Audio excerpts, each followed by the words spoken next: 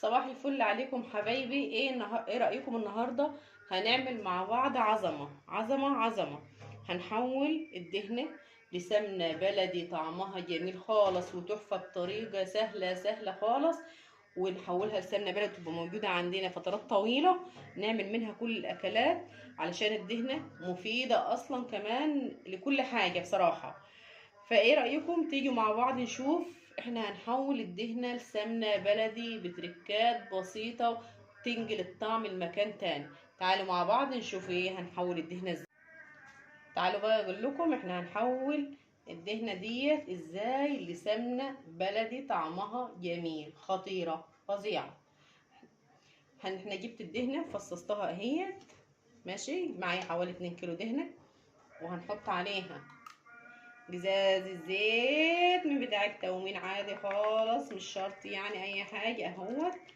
هنفضي جزازة الزيت كلها على بعضها، تمام.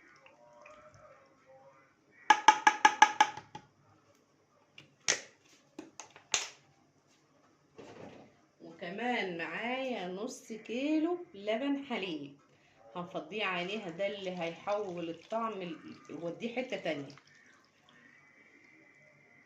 حطينا نص كيلو الزيت كمان عليها، وهنحط ده كله على البوتاجاز ونسيبه لما تنسلق تسيح خالص، وهنوريكم بعد كده هتبقى عامله ازاي. شايفين الجمال؟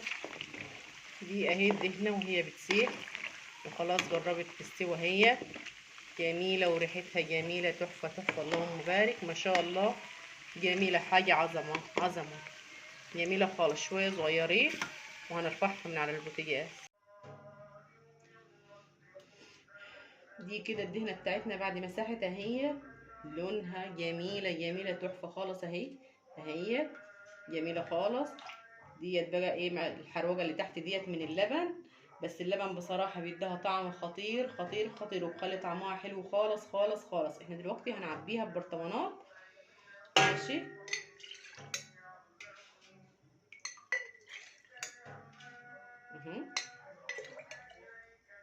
دي برطمانات جزاز عشان ما تغيرش طعمها وتديني طعمها حلو وجميل معاكي لحد ما تخلصي.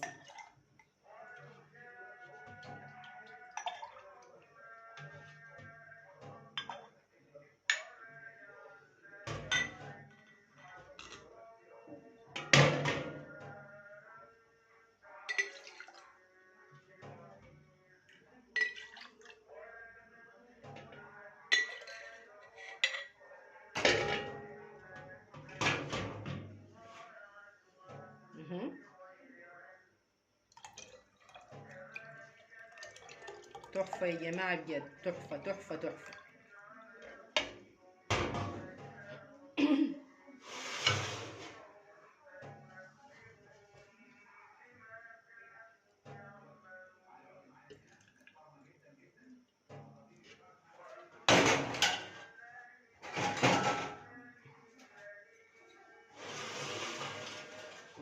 احنا كده خلصناها اهي.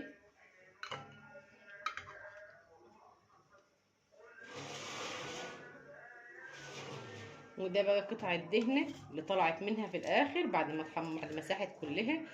بنحطها كده في الفريزر، تطبخي منها اي خضار، تعملي منها باميه بسله فاصوليا اي خضار، وبتبقى معاكي طعمها جميل خالص وبتنقل الطعم بصراحه في حته تانية خالص. بتمنى يا رب تجربوا الوصفه بتاعتي وتعجبكم، وما تنسونيش في لايك وشير.